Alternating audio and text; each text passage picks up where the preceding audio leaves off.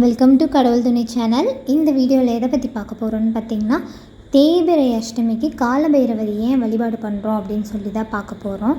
தேய்பிறை அஷ்டமி தோறும் நம்ம பைரவரை வழிபாடு பண்ணும்போது நம்ம கஷ்டம் கடன் எல்லாமே தேயும்னு சொல்லுவாங்க. அதாவது சீக்கிரம் முடிஞ்சிரும், கரைஞ்சி போயிடும், அந்த மாதிரி சொல்லுவாங்க. நம்ம காலத்தை மாற்றக்கூடிய சக்தியே காலபைரவருக்கு இருக்குது.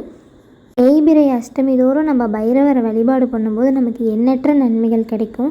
குழந்தை பாக்கியம், திருமண தடை எல்லாமே தீரும். அதிகமாக கடன் பிரச்சனை இருக்கவங்க தேய்பிறை அஷ்டமியில் போய் கும்பிடும்போது கண்டிப்பாக அந்த கடன் தீரும். வேலை தடங்கள் இருக்கிறது, நல்ல வேலை அமையாமல் இருக்கிறது, அதுக்கு எல்லாத்துக்குமே நம்ம இந்த வழிபாடு பண்ணலாம். அவருக்கு செவ்வரளி பூ அப்படிங்கிறது ரொம்ப விசேஷமாக இருக்கும். அப்புறம் தாமரை மலர், இது ரெண்டும் அவருக்கு ரொம்ப பிரியமான ஒன்று.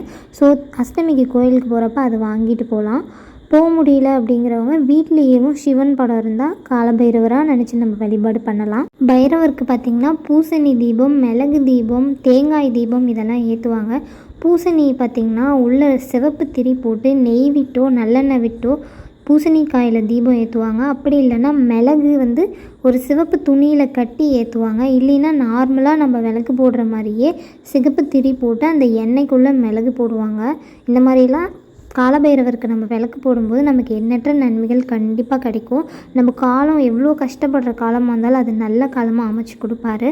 அதே மாதிரி நாய்க்கு உங்களால் முடிஞ்ச அளவுக்கு தெருநாய் எங்கே இருந்தாலும் அதுக்கு சோறு போடுங்க. அந்த நாய் பைரவர்கிட்ட சொல்லுமா, எனக்கு இவங்க இப்படி பண்ணாங்க, ஸோ இவங்களுக்கு நீங்கள் நல்லது பண்ணணும் அப்படின்னு சொல்லி.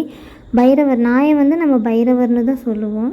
ஸோ அதனால் அந்த தெருநாய்களுக்கு நாய்க்கு உணவு வைக்கிறதே ரொம்ப நல்லது. ஸோ உங்களால் முடிஞ்ச அளவுக்கு தெருநாயோ வெளியில் எங்கேயோ போகிறப்போ கோயிலுக்கு வெளியில் இருக்க நாயோ எதுக்கு அந்த பிஸ்கெட் பால் ஏதாவது முடிஞ்ச உதவி நீங்கள் பண்ணலாம். அது மூலியமாகவும் பைரவரோட அனுகிரகம் உங்களுக்கு கிடைக்கும்.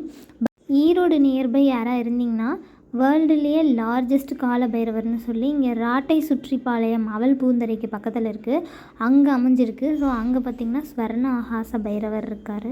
பெரிய பைரவர் ஒருத்தர் இருப்பார். அந்த கோயிலை சுற்றியும் மேலே பார்த்திங்கன்னா 69 பைரவரும் இருப்பாங்க. ஸோ உங்களால் முடிஞ்சால் டைம் கிடச்சா அந்த கோயிலுக்கு போயிட்டு வாங்க. அதை தென்னகர் காசின்னு சொல்லுவாங்க. காசியில் எப்படி ஒரு பக்கம் சமாதியும் இன்னொரு பக்கம் நீரோடையும் இருக்கும், அதே மாதிரி இந்த இடத்துலையும் அமைஞ்சிருக்கு. ஸோ இது ரொம்ப சிறப்பு வாய்ந்தது. தேய்பிறை அஷ்டமி தோறும் நம்ம போய் காலபைரவரை வணங்க நம்மளோட வாழ்க்கையில் இருக்க கஷ்டம் எல்லாமே படிப்படியாக குறையிறத நீங்களே உணர முடியும்.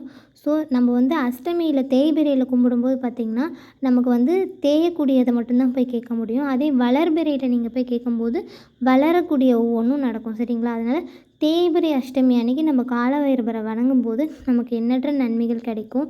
மேலும் இந்த மாதிரி தகவல் தெரிஞ்சுக்க எங்கள் சேனலை சப்ஸ்கிரைப் பண்ணுங்கள். நன்றி, வணக்கம்.